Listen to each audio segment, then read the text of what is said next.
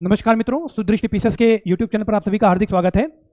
तो साथियों, आज के इस वीडियो में हम वर्ष 2024 के परीक्षा के दृष्टिगत अति महत्वपूर्ण और आप कह सकते हैं कि अति संभावित प्रश्नों को यहाँ पर MCQs के माध्यम से देखेंगे। तो मित्रों, वर्ष 2024 के महत्वपूर्ण करंट अफेयर्स के प्रश्न यहाँ पर संकलित किए गए हैं। आगामी परीक्षाएं जो आपकी हैं, जैसे कि उत्तर प्रदेश पीसेस की प्रारंभिक परीक्षा आपकी वर्ष 2024 की होनी है, या फिर समीक्षा अधिकारी की उसके जस्ट बाद आपकी परीक्षा होगी वर्ष 2023 का जो एग्जाम होना है, तो उसके दृष्टिगत यहाँ पर आप कह सकते हैं कि महत्वपूर्ण प्रश्नों को रखा गया है। तो चलिए शुरू करते हैं। पहला प्रश्न आप सभी के सामने है। प्रत्येक प्रश्न के लिए मैं आपको 10 सेकंड का समय दूंगा। 10 सेकंड में आप अपना उत्तर कमेंट सेक्शन में बता सकते हैं। उसके बाद मेरे द्वारा इसका आप कह सकते हैं एनालिसिस किया जाएगा। तो मित्रों, पहला प्रश्न है कि पेरिस ओलंपिक्स 2024 के संदर्भ में निम्नलिखित कथनों पर विचार करें और सही का चयन करें। यह आपको ध्यान देना है कि आपसे पूछा क्या जा रहा है। तो आपसे पूछा जा रहा है कि सही कथन कौन सा है। पहला यहां पर कथन लिखा हुआ है कि इस वर्ष इसका slogan games for the world था, और दूसरा कथन है कि एक ही ओलंपिक में 2 रजत पदक जीतने वाली पहली भारतीय महिला एथलीट मनु भाकर बनी है। तो केवल एक, केवल दो, एक और दो दोनों, न तो एक न ही दो। तो मित्रों, सही उत्तर यदि आपको पता है तो कमेंट सेक्शन में कृपया आप अपना उत्तर दर्ज करें। तो साथियों, यहां पर हम देखेंगे कि पहला जो हमारा स्टेटमेंट लिखा हुआ है, ये हमारा स्टेटमेंट गलत है। क्यों है? क्योंकि इस बार का जो स्लोगन था, वो ध्यान दीजिएगा, वो था आपका games wide open. Games wide open, ये आपका स्लोगन था, games for the world slogan नहीं था। तो पहला स्टेटमेंट हमारा हो गया गलत। दूसरे स्टेटमेंट की बात करें कि एक ही ओलंपिक में 2 रजत पदक नहीं जीता था इन्होंने। पहली भारतीय महिला एथलीट मनु भाकर बनी हैं, जिन्होंने एक ही ओलंपिक में 2 पदक जीते हैं, और ये पदक इन्होंने कांस्य पदक जीते हैं। कांस्य पदक, या आप कह सकते हैं ब्रोंज मेडल। तो यहां पर दोनों ही स्टेटमेंट हमारे गलत हैं। तो हम कह सकते हैं कि डी विकल्प हमारा यहां पर बिल्कुल करेक्ट हो जाएगा पहले प्रश्न के लिए। अगर पेरिस ओलंपिक्स 2024 की बात की जाए मित्रों, तो यहां पर ध्यान दीजिएगा, स्लोगन इसका था गेम्स वाइड ओपन। इसके बाद अगर इसके लोगो की बात करें, तो लोगों में 3 चीज शामिल थी। पहला था आपका गोल्ड मेडल, मतलब एक स्वर्ण पदक था। स्वर्ण पदक के अंदर आप देखेंगे कि एक ज्वाला जल रही थी। तो दूसरा आप कह सकते हैं ज्वाला, जो स्वर्ण पदक के अंदर प्रज्वलित हो रही है। जो स्वर्ण पदक है, ये आपका अचीवमेंट्स को दिखा रहा है, और जो ज्वाला है, ये आप कह सकते हैं एनर्जी जो शेयर की जा रही है वहां पर विभिन्न देशों के द्वारा एक प्लेटफॉर्म पर, उस एनर्जी को दिखा रहा है। और तीसरा इसमें जो कॉन्स्टिट्यूएंट था, आप कह सकते हैं कि फ्रांस का एक सिंबल लिया गया था, फ्रांस का एक सिंबल। तो ये इसका लोगो हो गया। इसके बाद मित्रों, ये पेरिस ओलंपिक्स 2024 तो था, ध्यान रखिएगा, ये आपका 33वां संस्करण था, 33वां ग्रीष्मकालीन संस्करण था। इसके अलावा टोटल यहां पर अगर इंडिया का ओवरऑल परफॉर्मेंस देखा जाए कि भारत का कुल प्रदर्शन क्या था, तो आप कह सकते हैं भारत की कुल 71वीं रैंक थी, 71st रैंक थी पूरे वर्ल्ड में। ठीक है। इसके बाद मित्रों, जो यहां पर आप देख रहे हैं, ये है फ्रिजियन कैप। ये इसका क्या था? तो आप कह सकते हैं शुभंकर, या जिसको हम लोग मैस्कट बोलते हैं। ठीक है। तो फ्रिजियन कैप जो था, ये इसका शुभंकर था या मैस्कट था। और ये क्या, किस चीज का प्रतीक है? तो जो फ्रांस की आजादी हुई है ना, या आप कह सकते हैं जो फ्रांस में आंदोलन चला, रिवॉल्यूशन चला, ये उसका प्रतीक है फ्रिजियन कैप। इसके अलावा मित्रों, यहां पर जो फ्लैग बियरर थे, मतलब जो ध्वजवाहक थे, ध्वजवाहक, तो अगर हम ओपनिंग सेरेमनी के ध्वजवाहक की बात करें, अगर हम यहां पर ओपनिंग सेरेमनी के ध्वजवाहक की बात करें, तो ओपनिंग सेरेमनी में 2 लोग ध्वजवाहक थे। एक थी आपकी पीवी सिंधु, और एक थे आपके अचंता शरत कमल। ठीक है। अचंता शरत कमल ये आपके टेनिस प्लेयर हैं, पीवी सिंधु आपकी बैडमिंटन खेलती हैं। अगर क्लोजिंग सेरेमनी की बात करें, समापन समारोह की, तो समापन समारोह में आप कह सकते हैं कि यहां भी 2 लोग थे। एक थी आपकी मनु भाकर, जिन्होंने एक आप कह सकते हैं इतिहास में अपना नाम दर्ज कर दिया है, एक ही ओलंपिक में 2 पदक जीत करके। या आप कह सकते हैं ये पहली भारतीय महिला एथलीट है, या पहली महिला एथलीट है जिन्होंने एक ही ओलंपिक में 2 पदक जीते हैं। इसके बाद मित्रों, दूसरे जो यहां पर थे मनु भाकर के बाद, वो थे आपके श्रीजेश। जो श्रीजेश हैं, वो आपके इंडियन हॉकी टीम के गोलकीपर हैं। ठीक है। तो ये आपको याद रखना है, मनु भाकर आपकी इंडियन प्रोफेशनल शूटर हैं, या आप कह सकते हैं Indian sport shooter. Achanta Sharath Kamal tennis player हैं, और पीवी सिंधु आपकी बैडमिंटन प्लेयर हैं। मनु भाकर कहां से आती हैं? तो कृपया कमेंट सेक्शन में कमेंट करके बताएं कि मनु भाकर भारत के किस राज्य से संबंधित हैं। अगर श्रीजेश की बात करें, तो ये आपके केरला के हैं, ध्यान रखिएगा। ठीक है। तो यहां पर डी विकल्प हमारा बिल्कुल करेक्ट हो जाएगा। इसके अलावा मित्रों, अगर पेरिस ओलंपिक्स की बात करें, तो एक बहुत ही महत्वपूर्ण फैक्ट है जो आपको यहां पर ध्यान रखना चाहिए, कि एक देश है सेंट लूसिया। एक देश है आपका सेंट लूसिया, सेंट लूसिया। इसने अपना पहला ओलंपिक मेडल जीता है, अपना पहला ओलंपिक मेडल, गोल्ड मेडल जीता है सीधे। ठीक है। 100 मीटर रेस में, 100 मीटर रेस में। सेंट लूसिया कहां पर है? तो आप कह सकते हैं कैरिबियन सागर, कैरिबियन सागर में। कैरिबियन सागर कहां पर है? अगर कैरिबियन सागर आपसे पूछा जाए कि कैरिबियन सागर कहां पर है, तो ध्यान दीजिएगा, यह है आपका फ्लोरिडा, और यहां पे आप कैलिफोर्निया बना दें तो यह आपका हो गया नॉर्थ अमेरिका। उसके बाद मित्रों यह आपका मैक्सिको वाला पार्ट हो गया, और यहां से आपका चालू हो जाता है साउथ अमेरिका। तो इसके बीच वाला ये जो पार्ट है ये आपका है कैरिबियन सी।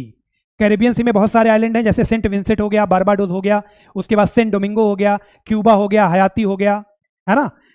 तो यहां पर ही एक ऐसा ही आइलैंड नेशन है सेंट लूसिया, तो इसने 100 मीटर रेस में गोल्ड मेडल जीता है, ये आपको ध्यान रखना होगा।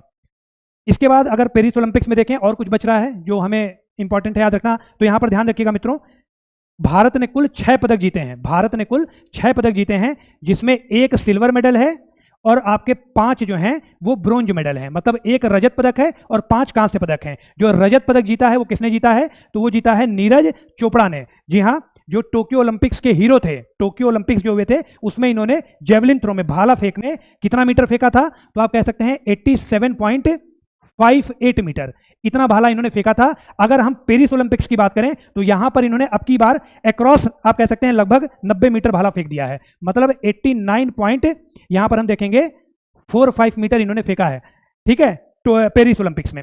यहां पर एक प्रश्न मैं आपसे पूछ रहा हूं, कमेंट सेक्शन में प्लीज कमेंट करके बताएं कि नीरज चोपड़ा को तो मिला है सिल्वर, रजत जेवलिन थ्रो में पेरिस ओलंपिक्स 2024 में, यहां पर स्वर्ण पदक किसको मिला है? तो मैं आपको हिंट दे रहा हूं, जो स्वर्ण पदक जिन्होंने जीता है, ध्यान रखिएगा, वो आपके पाकिस्तान के खिलाड़ी हैं। स्वर्ण पदक जिन्होंने जीता है,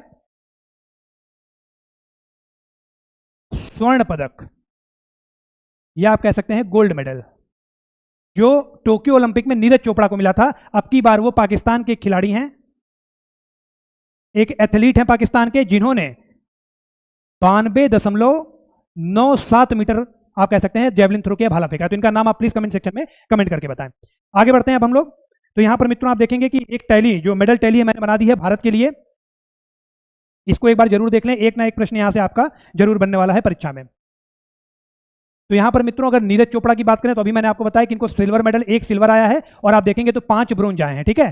तो एक आपका सिल्वर नीरज चोपड़ा का है जो कि है जेवलिन थ्रो में, और इन्होंने मैंने आपको बता दिया कितना भाला फेंका है, तो लगभग 90 मीटर फेंका है, 89.45 मीटर का इन्होंने भाला फेंका है पेरिस ओलंपिक्स में। अब यहां पर 100 मीटर वाला पॉइंट में मैं ऑलरेडी आपको बता चुका हूं कि सेंट लूसिया की जूलियन अल्फ्रेड को मिला है, ध्यान रखिएगा, सेंट लूसिया की जूलियन अल्फ्रेड को 100 मीटर रेस में स्वर्ण पदक, तो सेंट लूसिया की जूलियन अल्फ्रेड को, ठीक है।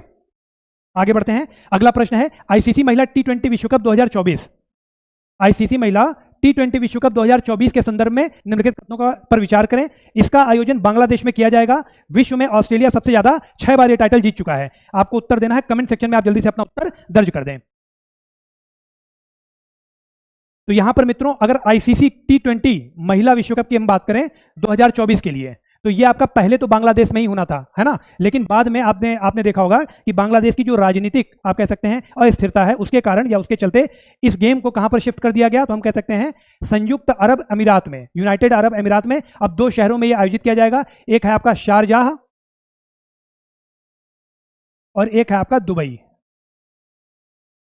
ठीक है। इसके बाद मित्रों सबसे ज्यादा बार ये टाइटल किसने जीता है, तो हम कह सकते हैं 6 बार ऑस्ट्रेलिया ने टाइटल जीता है। तो पहला, दूसरा स्टेटमेंट हमारा सही है, पहला गलत है, इसलिए बी विकल्प यहां पर हमारा बिल्कुल करेक्ट हो जाएगा। इसके अलावा अगर हम महिला आईसीसी टी20 विश्व कप की बात करें तो ये वर्ष 2009 में शुरू किया गया था, ठीक है, वर्ष 2009 में इसकी शुरुआत हुई थी। आगे बढ़ते हैं, अगला है कि निम्नलिखित में से कौन भारत का पहला पुनः प्रयोज्य हाइब्रिड रॉकेट है। तो 4 विकल्प हैं, भूमि 1, रहोमी 1, रोशनी 1 या यामिनी 1। आपको इसका सही उत्तर बताना है। यदि आपको इसका उत्तर पता है तो अभी कमेंट सेक्शन में आप अपना उत्तर दर्ज कर दें। तो मित्रों भारत का पहला पुनः प्रयोज्य हाइब्रिड रॉकेट, ध्यान रखिएगा, इसका नाम है रहोमी 1, है ना, या रूमी 1। ये कहां से लॉन्च किया गया है या किसने लॉन्च किया है, तो हम कह सकते हैं इंडिया स्पेस जोन। ये तमिलनाडु की एक स्टार्टअप है, ध्यान रखिएगा, ये तमिलनाडु की एक स्टार्टअप है। इसने मार्टिन ग्रुप के साथ मिलकर के ये आप कह सकते हैं रीयूजेबल हाइब्रिड रॉकेट लॉन्च किया है, रूमी 1। अब यहां पर मित्रों इसे कहां से लॉन्च किया गया है, तो ध्यान रखिएगा इसे चेन्नई से लॉन्च किया गया है, ठीक है। और कब लॉन्च हुआ है, तो आप कह सकते हैं कि राष्ट्रीय अंतरिक्ष दिवस, भारत का पहला राष्ट्रीय अंतरिक्ष दिवस 23 अगस्त को मनाया गया था, उसके जस्ट एक दिन बाद 24 अगस्त को।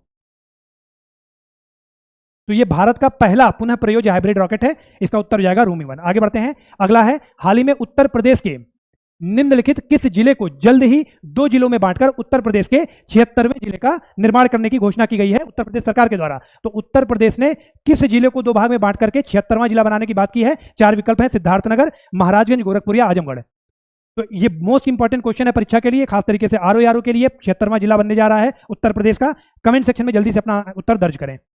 तो मित्रों यहां पर हमारा बी विकल्प बिल्कुल सही हो जाएगा। हाल ही में महाराजगंज के, हम कह सकते हैं फरिंदा तहसील, हाल ही में महाराजगंज के फरिंदा तहसील को उत्तर प्रदेश का, यूपी का 76वां जिला बनाने की बात की गई है। ठीक है, अब यहां पर ध्यान रखिएगा कि जो जिला है हमारा महाराजगंज, उसको 2 भागों में बांटा जा रहा है। आगे बढ़ते हैं। अगला है, हाल ही में वंदे भारत की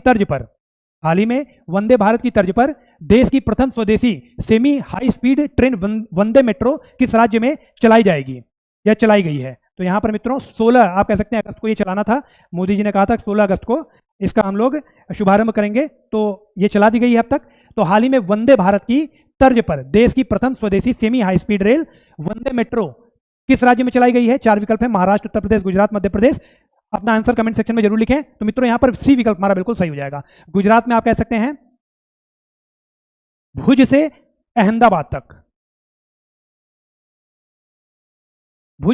अहमदाबाद तक की ट्रेन चलाई गई है। ठीक है, तो ये पूरी तरह से वातानुकूलित ट्रेन है और ये भारत की पहली वंदे मेट्रो है। आगे बढ़ते हैं। अगला है, हाल ही में राष्ट्रीय राजधानी क्षेत्र की तर्ज पर उत्तर प्रदेश में राज्य राजधानी क्षेत्र मतलब यूपीएससीआर के गठन की घोषणा की गई है। तो यूपीएससीआर के अंतर्गत इनमें से कौन से जिले आते हैं? आपसे पूछा जा रहा है कि यूपीएससीआर Uttar Pradesh state capital region में इनमें से कौन सा जिला आता है? हरदोई, सीतापुर, कानपुर या कानपुर देहात। अपना उत्तर जल्दी से कमेंट सेक्शन में दर्ज करें। मोस्ट इंपॉर्टेंट क्वेश्चन है ये, परीक्षा में आपसे ये पूछे जा सकते हैं।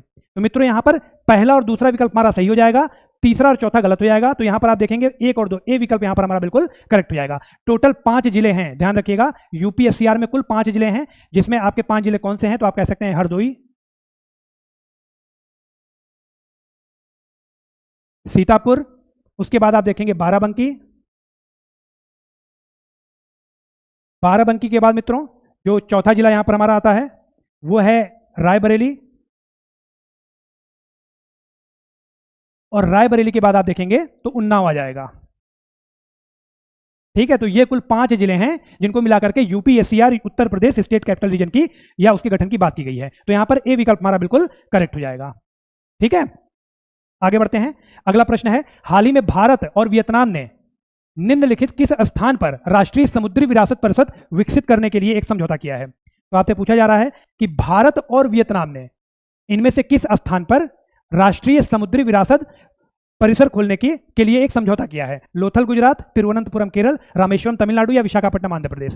तो यहां पर मित्रों ए विकल्प हमारा बिल्कुल करेक्ट हो जाएगा। ध्यान रखिएगा, यहां पर ए विकल्प करेक्ट हो जाएगा। लोथल गुजरात में भारत का पहला राष्ट्रीय समुद्री विरासत परिसर आप कह सकते हैं बनाने के लिए एक समझौता हुआ है। किसके किसके बीच में? तो ये भी इंपॉर्टेंट है, भारत और वियतनाम के बीच में। अब यहां पर मित्रों राष्ट्रीय समुद्री विरासत परिसर जो है यह भारत का पहला है, आप कह सकते हैं सबसे बड़ा है। इसके अलावा आप कह सकते हैं कि इसी के तहत एक समुद्री संग्रहालय बनाया जाएगा, एक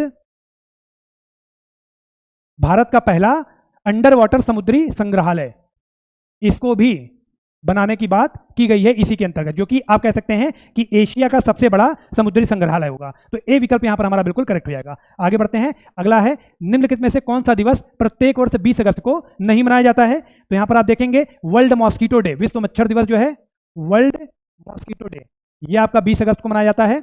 अगर सद्भावना दिवस की बात करें तो ये भी आपका 20 अगस्त को मनाया जाता है।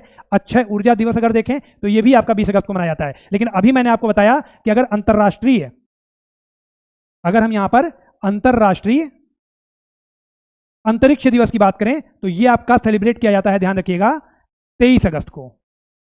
और ये हम क्यों मनाते हैं? क्योंकि आपने देखा होगा कि 23 अगस्त को ही चंद्रयान 3 चंद्रमा के साउथ पोल पर सॉफ्ट लैंडिंग हुई थी चंद्रयान 3 की। चंद्रयान 3 जो था उसमें रोवर भी था और आप कह सकते हैं ऑर्बिटर भी था और लैंडर भी था, है ना। तो यहां पर रोवर का नाम प्रज्ञान था, लैंडर का नाम विक्रम था, ध्यान रखिएगा। तो चंद्रयान 3 23 अगस्त को उतरा था, तो इसी के आप कह सकते हैं इसी दिवस को याद करने के लिए हम अंतर्राष्ट्रीय राष्ट्रीय अंतरिक्ष दिवस मनाते हैं 23 अगस्त को। अब यहाँ पे राष्ट्रीय अंतरिक्ष दिवस जो है, ध्यान रखिएगा, ये 2024 में पहला राष्ट्रीय अंतरिक्ष दिवस मनाया गया है। ठीक है, इसके अलावा अगर विश्व मच्छर दिवस की हम बात करें मित्रों, अगर वर्ल्ड मॉस्किटो डे की बात करें, तो जल्दी से कमेंट सेक्शन में कमेंट करके बताइए कि इस बार का विषय क्या था। कमेंट सेक्शन में आप लोग कमेंट करके बताएं कि इस वर्ष 2024 का विषय क्या था वर्ल्ड मॉस्किटो डे का। इसके अलावा अगर सद्भावना दिवस की बात करें मित्रों, तो आप कह सकते हैं भारत के पूर्व प्रधानमंत्री राजीव गांधी जी के, आप कह सकते हैं, याद में, है ना, या उनको श्रद्धांजलि देने के लिए और सद्भावना का विस्तार करने के लिए देश के अंतर्गत ये सद्भावना दिवस मनाया जाता है। आगे बढ़ते हैं, अगला है क्वेश्चन, हाल ही में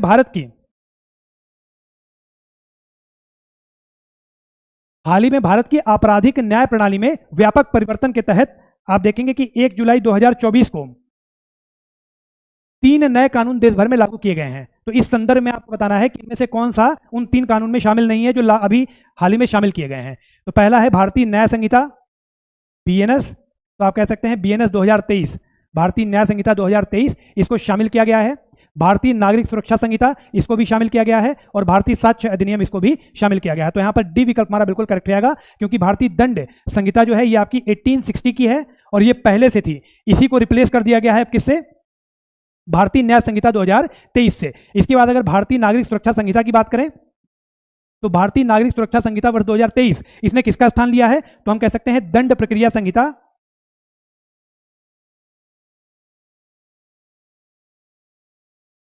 दंड प्रक्रिया संहिता, और आप देखेंगे 1973, इसका स्थान लिया है किसने, भारतीय नागरिक सुरक्षा संहिता 2023 ने। और उसके बाद जो इंडियन एविडेंस एक्ट था, भारतीय साक्ष्य अधिनियम, उसके स्थान पर भारतीय साक्ष्य अधिनियम वर्ष 2023 ला दिया गया है। तो डी विकल्प यहां पर हमारा बिल्कुल करेक्ट रहेगा। इसके बाद मित्रों अगला प्रश्न है, 70वें राष्ट्रीय फिल्म अवार्ड्स 2023 के संदर्भ में सही कथन का आपको चुनाव करना है। सर्वश्रेष्ठ अभिनेता का खिताब ऋषभ शेट्टी को दिया गया, सर्वश्रेष्ठ हिंदी फिल्म का खिताब श्रीकांत को दिया गया। तो इसमें से आपको सही उत्तर बताना है।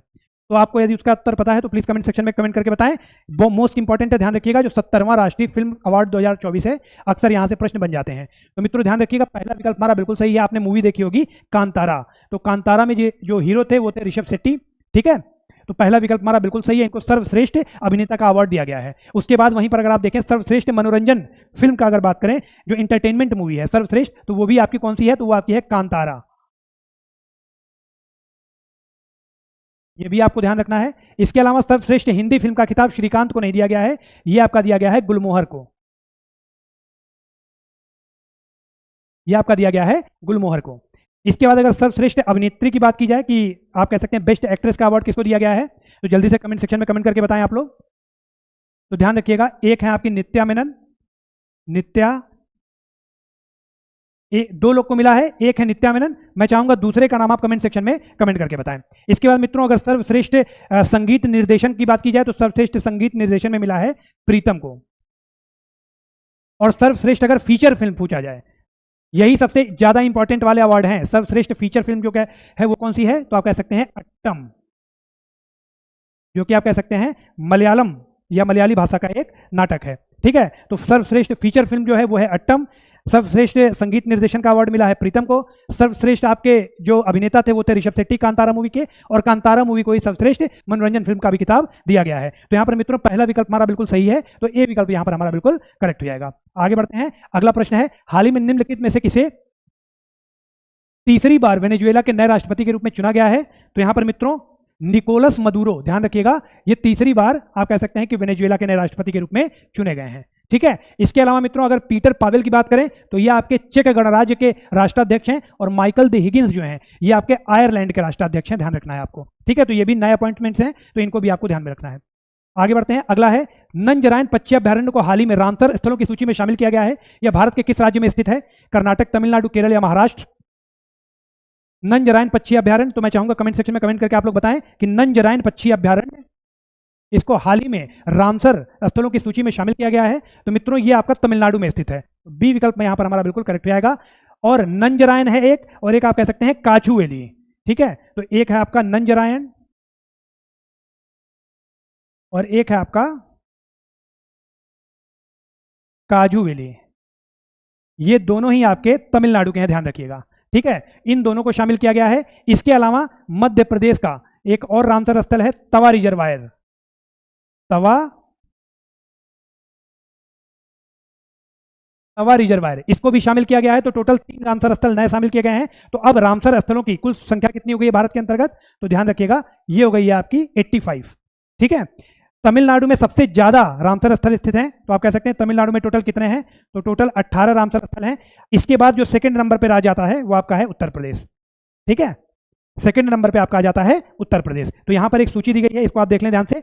नंजरायन और काजू वैली ये आपके तमिलनाडु के हैं, तवा रिजर्वायर एमपी का है, कुल संख्या 85 हो गई है। सबसे ज्यादा रामसर स्थल वाला जो राज्य है वो आप देखेंगे वो है आपका तमिलनाडु 18 और उत्तर प्रदेश में 10 है। उत्तर प्रदेश के जो 10 हैं उनको एक बार देख लीजिए। तो बखीरा वाइल्ड लाइफ सेंचुरी ये कहां पर है? तो ये आपका है संत कबीर नगर में। हैदरपुर वेटलैंड ये आपका कहां पर है? तो हैदरपुर वेटलैंड जो है मित्रों ध्यान रखिएगा, ये हस्तिनापुर जो वन्य जीव अभ्यारण्य है उत्तर प्रदेश में, हस्तिनापुर वाइल्ड लाइफ सेंचुरी जो कि उत्तर प्रदेश की सबसे बड़ी वाइल्ड लाइफ सेंचुरी भी है, उसी के अंदर आपका हैदरपुर वेटलैंड मौजूद है। और ये कहां पर है, किस जिले में है? तो आप कह सकते हैं बिजनौर और मुजफ्फरनगर, बिजनौर और मुजफ्फरनगर में मौजूद है हैदरपुर वेटलैंड। इसके बाद मित्रों अगर नवाबगंज पक्षी अभ्यारण्य की बात करें, नवाबगंज बर्ड सेंचुरी की, तो ये आपका कहां पर है? तो ये है आपका उन्नाव में। पार्वती अर्गा ये आपका है, ध्यान रखिएगा, गोंडा में। इसके बाद अगर समन बर्ड सेंचुरी की बात करें तो यह है आपका मैनपुरी, क्योंकि यह भी इंपॉर्टेंट है, क्योंकि यहां पर उत्तर प्रदेश के आप परीक्षा दे रहे हैं तो आपसे पूछा जा सकता है यूपी जीके में। ये समसपुर बर्ड सेंचुरी की बात करें तो यह है आपका रायबरेली में। उसके बाद मित्रों सरसई नावर झील जो है यह आपका है इटावा में।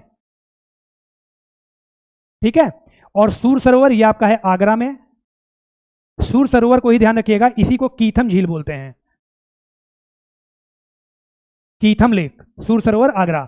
और एक है आपका अपर गंगा रिवर। तो ये टोटल 10 हैं आपके जो रामसर स्थल, ये उत्तर प्रदेश में स्थित हैं। आगे बढ़ते हैं, अगला है तो नंजरायन पक्षी अभयारण्य को ये मैंने आपको बता दिया तमिलनाडु में। अगला प्रश्न है मित्रों कि भारतीय टेनिस खिलाड़ी रोहन बोपन्ना के संदर्भ में निम्नलिखित कथनों पर विचार करें और सही का चयन करें। इन्होंने टेनिस में भारत को ओलंपिक में पहला और एकमात्र मेडल दिलाया, पहला है, और वर्ष 2024 में इन्हें पद्मश्री से सम्मानित किया गया था। तो आपको बताना इनमें से कौन सा स्टेटमेंट हमारा सही लिखा हुआ है। तो मित्रों ध्यान रखिएगा, यहां पर पहला स्टेटमेंट हमारा गलत है। क्यों? क्योंकि भारत को पहला और एकमात्र जो मेडल है, जो पहला और एकमात्र मेडल है वो किसने दिलाया है? तो वो आपका लिएंडर पेस ने दिलाया है, लिएंडर पेस ने। ठीक है, रोहन बोपन्ना ने नहीं दिलाया है, लिएंडर पेस ने दिलाया है। कब दिलाया था? तो जो अटलांटा ओलंपिक्स हुए थे, अटलांटा ओलंपिक्स हुए थे आपके 1996 में, उसमें इन्होंने एक ब्रॉन्ज मेडल जीता था, कांस्य पदक, ध्यान रखिएगा। इसके बाद मित्रों वर्ष 2024 में रोहन बोपन्ना को पद्मश्री से सम्मानित किया जा चुका है। तो दूसरा स्टेटमेंट हमारा बिल्कुल सही है, बी विकल्प यहां पर हमारा बिल्कुल करेक्ट हो जाएगा। हाल ही में आप देखेंगे रोहन बोपन्ना ने अपने संन्यास की घोषणा की है, अब संन्यास लेने की बात कर रहे हैं, तो ये भी आपको ध्यान रखना है रोहन बोपन्ना के बारे में। ठीक है, रोहन बोपन्ना के बारे में एक और बात बहुत महत्वपूर्ण है जो आपको पता होनी चाहिए कि जो ग्रैंड स्लैम की प्रतियोगिता होती है टेनिस की, उसमें रोहन बोपन्ना ने, आप कह सकते हैं कि ऑस्ट्रेलियन ओपन 2024 इसको जीतने वाले, आप कह सकते हैं ये टाइटल लेने वाले ये सबसे उम्र दराज खिलाड़ी बने हैं। ठीक है, इनके अलावा आपको एक चीज और याद रखनी चाहिए कि हाल ही में इंडियन क्रिकेटर शिखर धवन, इन्होंने भी अपने संन्यास की घोषणा की है। वर्ष 2021 में इन्हें अर्जुन पुरस्कार दिया गया था, तो ये भी आपको पता होना चाहिए। अगला है कि अंडर 17 विश्व कुश्ती चैंपियनशिप, अंडर 17 विश्व कुश्ती चैंपियनशिप 2024 का आयोजन किस स्थान पर किया गया? तो यहां पर मित्रों अमान जॉर्डन, दुबई संयुक्त अरब अमीरात, शंघाई चीन या नोमपेन कंबोडिया, 4 विकल्प हैं। अगर आपको उत्तर पता है तो जल्दी से कमेंट सेक्शन में कमेंट करके बताएं। तो मित्रों अंडर 17 विश्व कुश्ती चैंपियनशिप, इसका आयोजन वर्ष 2024 का कहां पर हुआ है? तो ये आपका ए विकल्प बिल्कुल करेक्ट जाएगा, अमान जॉर्डन में हुआ है। यहां पर मित्रों ध्यान रखिएगा, आप कह सकते हैं कुल 10 पदक भारत ने जीते हैं। ठीक है, कुल 10 पदक भारत ने जीते हैं, जिसमें आप कह सकते हैं जो 8 पदक हैं, 8 पदक जो हैं वो महिलाओं ने जीते हैं। तो ये एक इंपॉर्टेंस है इसका जो आपको याद होना चाहिए, 8 पदक महिलाओं ने जीते हैं। इन 10 पदकों में भी आप देखेंगे, ठीक है, 5 गोल्ड है, 1 सिल्वर है। जो इंडियन महिला टीम है उसको टीम का खिताब भी मिला है, इंपॉर्टेंट है ये भी कि जो टीम का टाइटल है वो भी इनको मिला है। आगे बढ़ते हैं, तो यहां पर आप देखिए टोटल यहां पर आपको पता चल जाएगा कितने गोल्ड हैं। तो 1 2 3 4 5, 5 गोल्ड हैं, 4 ब्रोंज हैं और 1 सिल्वर है। ठीक है, अब आपको याद कौन सा नाम रखना है? तो ध्यान रखिएगा श्रुतिका पाटिल। यहां पर गोल्ड इंपॉर्टेंट उतना नहीं है, लेकिन चूंकि एक ही सिल्वर आया है तो सिल्वर हमारे लिए महत्वपूर्ण है, ये आपसे पूछा सकता है, श्रुतिका पाटिल। आगे बढ़ते हैं, अगला है राष्ट्रीय अंतरिक्ष दिवस हर साल इनमें से किस तारीख को मनाया जाता है? तो 23 अगस्त 23 जुलाई, ये तो बहुत आसान हो गया। अभी मैंने आपको बताया कि जो राष्ट्रीय अंतरिक्ष दिवस है वो आपका 23 अगस्त को मनाया जाता है। किस उपलक्ष्य में मनाया जाता है? तो जो चंद्रयान 3 था, चंद्रमा के दक्षिणी ध्रुव पर जो सॉफ्ट लैंडिंग हुई थी चंद्रयान 3 की, उसको उस दिन को याद करने के लिए, खुश होने के लिए, उस दिन को याद करके ये दिवस आपका राष्ट्रीय अंतरिक्ष दिवस मनाया जाता है प्रत्येक वर्ष। तो इस बार वर्ष 2023 में पहला आप कह सकते हैं राष्ट्रीय अंतरिक्ष दिवस मनाया गया है। इसके बाद मित्रों अगला है भारत में वॉइस ओवर कलाकारों के लिए, वॉइस ओवर कलाकारों के लिए एक कौशल उन्नयन द वॉइस बॉक्स को लॉन्च करने के लिए राष्ट्रीय फिल्म विकास निगम ने किसके साथ समझौता किया है? अमेजन प्राइम, नेटफ्लिक्स, हॉटस्टार या सोनी लिव। तो ये सब आप देखते होंगे, अमेजन प्राइम भी देखते होंगे, नेटफ्लिक्स, हॉटस्टार, सोनी लिव। तो ये भी आपको पता होना चाहिए कि जो वॉइस ओवर कलाकार होते हैं उनके लिए ये इनिशिएटिव जो है द वॉइस बॉक्स, इसके लिए राष्ट्रीय फिल्म विकास निगम और नेटफ्लिक्स के बीच में, बी विकल्प यहां पर हमारा बिल्कुल करेक्ट हो जाएगा, एक समझौता हुआ है।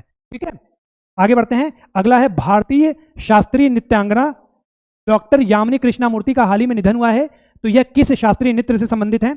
अब ये इंपॉर्टेंट क्यों है मित्रों? क्योंकि इनको पद्म भूषण, पद्म विभूषण और आप कह सकते हैं पद्मश्री, तीनों सम्मान मिल चुके हैं। तो यहां पर मित्रों ध्यान रखिएगा, भरतनाट्यम, कुचिपुड़ी, कथकली या कथक। मैं चाहूंगा उत्तर आप कमेंट सेक्शन में कमेंट करके बताएं। तो यहां पर मित्रों ये दोनों ही विकल्प हमारे सही होंगे, ध्यान रखिएगा, भरतनाट्यम और कुचिपुड़ी।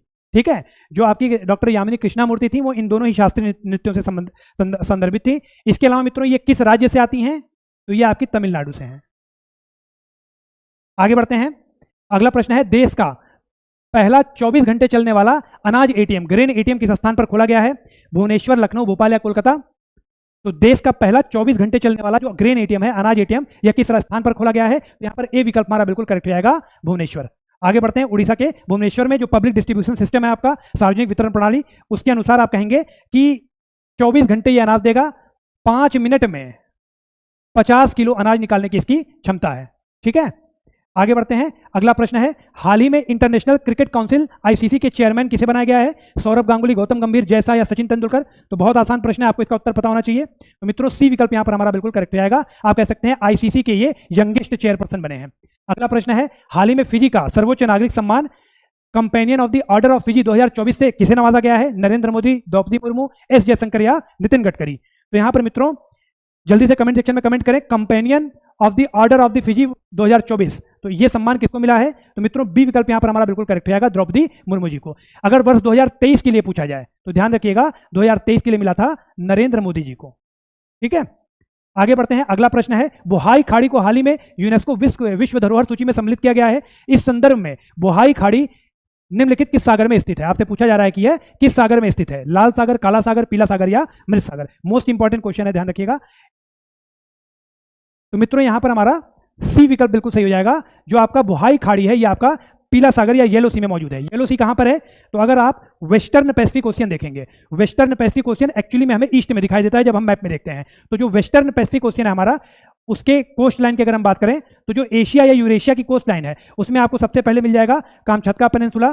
कामचत्का पेनिनसुला के बाद आप देखेंगे सी ऑफ ओखोस्टक, सी ऑफ ओखोस्टक के नीचे देखेंगे आप Sea of Japan, Sea of Japan के नीचे East China Sea, East China Sea के थोड़ा सा आप साउथ ईस्ट में देखेंगे तो आपको फिलीपींस सी मिलेगा और उसके नीचे साउथ चाइना सी मिलेगा। तो मित्रों जो येलो सी है, ध्यान रखिएगा, जो ईस्ट चाइना सी है उसके थोड़े वेस्ट में आप देखेंगे तो आपको येलो सी नजर आएगा। तो यहीं पर जो बोहाई खाड़ी नामक स्थान है इसको यूनेस्को विश्व धरोहर सूची में शामिल किया गया है, यूनेस्को वर्ल्ड हेरिटेज साइट में। ठीक है, आगे बढ़ते हैं। हाल ही में 1500 लोगों ने एक साथ डमरू बजाकर किस स्थान पर विश्व रिकॉर्ड बनाया है? संगम प्रयागराज, काशी विश्वनाथ, केदारनाथ उत्तराखंड या उज्जैन मध्य प्रदेश। तो कमेंट सेक्शन में प्लीज कमेंट करके बताएं। तो मित्रों यहां पर डी विकल्प हमारा बिल्कुल करेक्ट हो जाएगा। हाल ही में महाकाल की नगरी, भोलेनाथ की नगरी उज्जैन मध्य प्रदेश में आप कह सकते हैं कि एक साथ 1500 लोगों ने डमरू बजा करके एक विश्व रिकॉर्ड बनाया है। आगे बढ़ते हैं। अगला है, हाल ही में निम्नलिखित में से किसे केंद्रीय लोक सेवा आयोग यूपीएससी का अध्यक्ष या चेयरमैन नियुक्त किया गया है? तो श्रीमती विजया भारती साइनी, प्रीति सुदन, रेखा शर्मा या इनमें से कोई नहीं। तो मित्रों यहां पर यूपीएससी का हाल ही में चेयरमैन बनाया गया है, बी विकल्प हमारा बिल्कुल करेक्ट आएगा, प्रीति सुदन जी को। यहां पर मित्रों आपको यह भी ध्यान रखना है कि श्रीमती विजया भारती साइनी जो है ये आपकी चेयरपर्सन ऑफ एनएचआरसी हैं, नेशनल ह्यूमन राइट कमीशन के चेयरपर्सन है। रेखा शर्मा की बात करें तो ये आपकी वुमेन कमीशन की चेयरपर्सन है। प्रीति सुदन दूसरी महिला है भारत की जिनको यूपीएससी का चेयरमैन बनाया गया है। अब आपको बताना है कि पहली भारतीय महिला कौन है जिनको यूपीएससी का चेयरमैन जिनको जो यूपीएससी की चेयरमैन रह चुकी हैं। तो कमेंट सेक्शन में प्लीज कमेंट करके उनका नाम बताएं कि पहली भारतीय महिला कौन थी जिन्हें यूपीएससी का चेयरमैन बनाया गया था। आगे बढ़ते हैं। अगला है, हाल ही में गृह मंत्रालय के द्वारा लद्दाख में कितने नए जिले बनाने का फैसला लिया गया है? तो 4 विकल्प हैं, 2, 3, 4 या 5। गृह मंत्रालय के द्वारा हाल ही में केंद्र शासित प्रदेश है आपका लद्दाख, उसमें कितने नए जिले बनाने की बात की गई है? तो पहले इसमें 2 जिले शामिल थे, अब डी विकल्प यहां पर हमारा बिल्कुल सही हो जाएगा। 5 जिले और बनाने की बात की गई है, तो पहले के 2 मिलाकर के अब टोटल कितने जिले हो जाएंगे? 7 जिले हो जाएंगे। 7 जिलों के नाम क्या हैं? तो आप कह सकते हैं जांस्कर, नुब्रा, शमा और इसके बाद चांगथांग। ठीक है, और एक जिले का नाम मुझे याद नहीं आ रहा है, आप लोग प्लीज कमेंट में कमेंट करके बताएं कि एक और जिला है, जांस्कर, नुब्रा, शाम और चांगथांग के बाद एक और जिला है ना? तो टोटल 5 जिले शामिल किए गए हैं। तो मैं चाहूंगा 5वें जिले का नाम आप प्लीज कमेंट सेक्शन में कमेंट करके बताएं। अगला है, हाल ही में निम्नलिखित किस राज्य ने बेटियों की शादी की न्यूनतम आयु को 18 वर्ष से बढ़ा करके 21 वर्ष कर दिया गया है? झारखंड, उत्तराखंड, हिमाचल प्रदेश या हरियाणा? किस राज्य ने बेटियों के लिए जो शादी की न्यूनतम आयु है उसको 18 वर्ष से बढ़ा करके 21 वर्ष किया है, या उसके लिए एक विधेयक प्रस्तुत किया है? अभी विधेयक प्रस्तुत हुआ है। ठीक है, तो यहां पर मित्रों सी विकल्प हमारा बिल्कुल सही हो जाएगा। हिमाचल प्रदेश ने हाल ही में एक विधेयक प्रस्तुत किया है जिसमें बेटियों की जो शादी की उम्र है उसको 18 वर्ष से बढ़ा करके 21 वर्ष करने की बात की गई है। आगे बढ़ते हैं। तो मित्रों यहां पर आज का सेशन हमारा समाप्त होता है। अगर आपको वीडियो अच्छा लगा हो तो वीडियो को लाइक और शेयर जरूर करें। अगर आपने अभी तक चैनल को सब्सक्राइब नहीं किया है तो चैनल को सब्सक्राइब कर लें। अगर आपने हमारा टेलीग्राम ग्रुप ज्वाइन नहीं किया है तो यहां पर जो भी क्लासेज अब हो रही हैं या इससे पहले हुई हैं उन सबकी पीडीएफ आपके टेलीग्राम ग्रुप सुदृष्टि पीसीएस पर सेंड की जाती हैं। तो इस ग्रुप से आपके जाकर के जुड़ जाएं। ये लोगो आपको दिखाई दे देगा टेलीग्राम पे जब आप सुदृष्टि पीसीएस चैनल सर्च करेंगे। Okay friends, so thank you so much for participating in this session.